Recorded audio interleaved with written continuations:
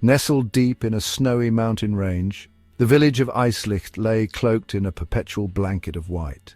Tiny cottages with their steep roofs and glowing hearths dotted the landscape, forming a haven of warmth against the biting cold. At the heart of this village stood the workshop of Emil, the clockmaker, a small, ancient man whose hands seemed almost magical in their precision. His creations adorned every home, ticking away the moments of a quiet and peaceful life.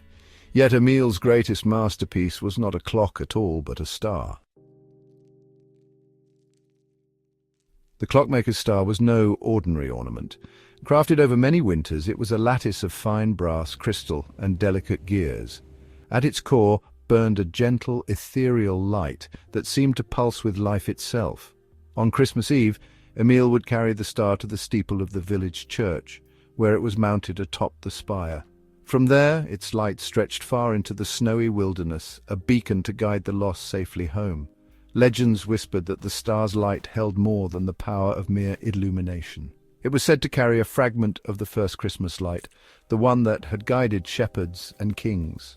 For as long as the star had shone, no traveller had ever been lost on Christmas Eve. But one year, as the festive season approached, something stirred in the shadows of the mountains. The bitter spirit of a long-forgotten being awoke, its heart blackened by centuries of despair. Once it had been a guardian of these lands, a protector of travellers. But as time wore on, and its deeds faded from memory, the spirit grew resentful. Forgotten by humanity, it turned inward, twisting into a creature of cold and shadow. The spirit, drawn by the warmth of the star, slithered into the village on a moonless night. It crept through the quiet streets, its icy breath frosting windows as it passed. When it reached the workshop, it found Emil slumped over his workbench, fast asleep. The star rested on a nearby stand, glowing faintly. With a flick of its spectral claws, the spirit extinguished the light and carried the star away, retreating to its lair high in the mountains. The next morning, the village awoke to find the star missing. Panic rippled through the townsfolk, for without its light, travellers would be at the mercy of the stormy peaks. Among the villagers was Anya, a young orphan who had always been drawn to Emil's workshop. She often watched him work, marvelling at the intricate movements of his clocks and the warm, patient way he spoke about time and light. Anya, though small and slight, was determined. She knew the mountains well, having spent countless days wandering their lower slopes in search of firewood and berries. Steeling herself, she wrapped a tattered cloak around her shoulders and set out, carrying only a lantern and a bag of provisions. The journey was treacherous. Snow fell in thick, blinding sheets, and the wind howled like a living thing. Anya climbed higher and higher, her fingers numb and her breath forming clouds that were instantly stolen away by the gale.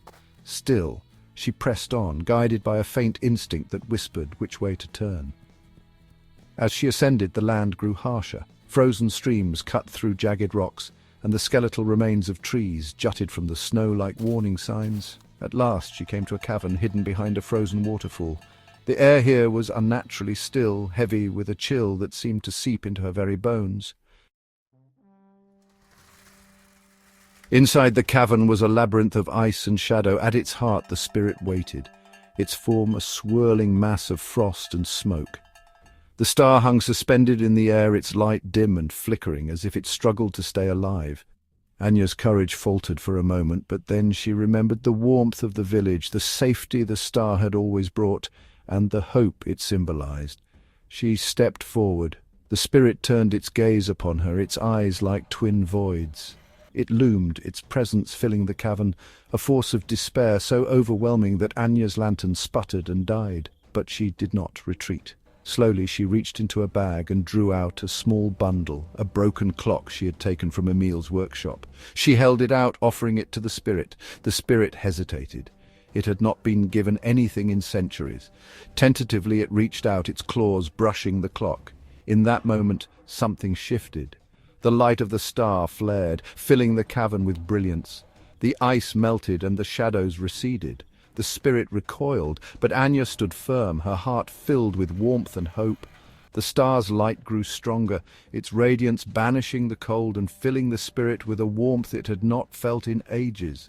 The bitterness that had consumed it began to thaw, replaced by a quiet, aching sorrow. Slowly, the spirit shrank until it was no more than a faint wisp of smoke.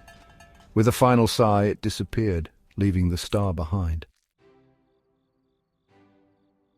Anya took the star and began her descent.